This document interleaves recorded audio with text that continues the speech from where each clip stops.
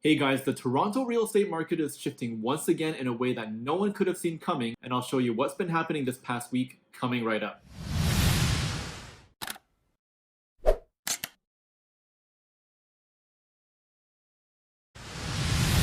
Hey guys, welcome back to the weekly update. If you're joining for the first time, my name is Fred and I'm bringing you Toronto's latest updates every single week and posting throughout the week other cool videos with real estate tips to help you if you're looking to get into the market as a buyer or a seller. So if you're new here, hit subscribe to stay in touch and also give the video a thumbs up, and let's dive right into the content. Last week we saw a lot of changes take place compared to the previous week. We might be seeing a shift in buyer behavior with them shifting from condos to freehold homes. Condo apartments and townhouses are typically known to be the more affordable housing option in the city, but if there's room in the budget and the price is right, then it's a good consideration to move into a home where the property sits on the land that is 100% yours rather than sharing it with the other owners. Also, a new report came out last week from the Canada Mortgage and Housing Corporation. They break down three key metrics that are used to forecast the outlook of the Canadian real estate market. And I share my thoughts and opinions in another video, which you can find in the link up top. And some of these metrics are what we talk about every single Monday when new episodes come out. One of them is sales volume, which is the number of homes that sold in the last week. In last Monday's episode, we noticed that home sales were starting to fall. And this was something that I expected to go up as more transaction data was updated in MLS. And what we're seeing last week is that home sales did in fact go up by 8%. But 3 months after the pandemic hit the housing market, we're still down 38% from the peak of this year. And keep in mind that we're only 3 episodes away from the beginning of summer. This season literally flew by as people became accustomed to staying indoors, or at least almost everyone.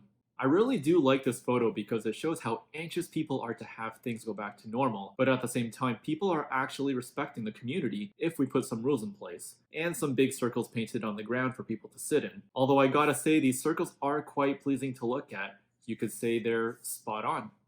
The next 3 weeks as we make our way into the summer will be an indication on the direction that the Toronto real estate market is heading into. Seasonality typically shows that home sales drop at the beginning of summer following a busy spring, but we didn't have a typical spring market that we're so used to seeing every year, which means that during the summer, sellers might actually be anxious to sell their homes if that was their original plan before the pandemic. We're used to seeing close to 400 homes sell during this time of the year, but we aren't even close to that with only 140 on average selling per week. In fact, what's interesting is that even though home sales are not quite there yet, home prices have actually been on their way back up over the past 6 weeks. Houses in Toronto sold last week for an average price of just over $1.3 million.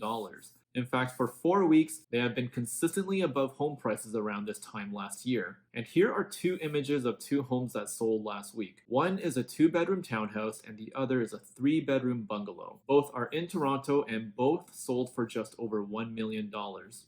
And one of the main differences is the location with these 2 homes. But they're also examples of what $1 million can get you these days in Toronto. If home sales and home prices are both on the rise, it might be a good time for buyers to consider getting into the market. And I understand that timing the market is something that buyers and sellers consider before getting into the market. But here's the thing about timing the market right now. This year isn't common to any other year that we've seen in real estate, which makes it very unpredictable to see where home prices are going. But do you think that timing the market is still possible this year? Let me know down in the comments below what you think. Because these market trends that we're seeing with single family homes are very different from what we're seeing with condos right now. Because condos typically outpace single family homes by about 2 times the sales volume. Throughout all of April, condo sales were up 74% from the lowest point during the pandemic before starting to fall for the past 3 weeks. Condo sales were at 140 units last week, which is the same number of single family homes sold last week. The other side of the story shows that condo prices have been more or less flat for the past 4 weeks. The average condo price last week was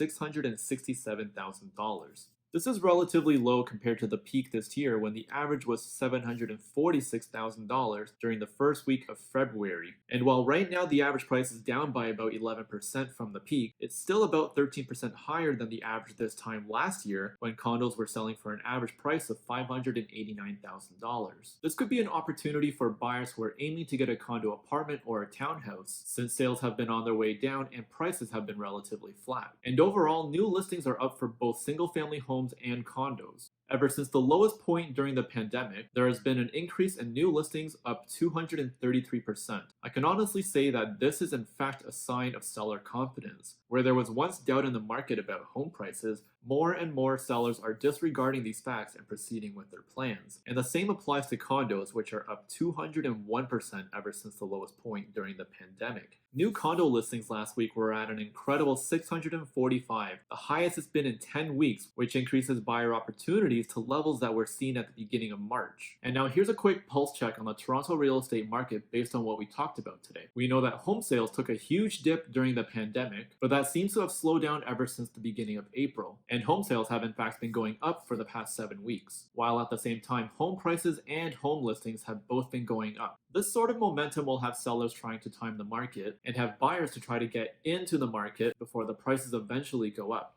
Condos, on the other hand, continue to see sales go down. But even if sales are going down, we're not seeing huge impacts to condo prices, which seem to be relatively flat. But I expect condo sales and prices both to change as we head into the summer, since new condo listings are up by more than 200% ever since April. And this sort of information will continue to change every single week. And to keep updated on how the Toronto real estate market is changing, you can subscribe to my channel to stay in touch and also hit the notification bell so that way YouTube can let you know when new videos are out. Thanks for watching, guys, and I'll see you next Monday.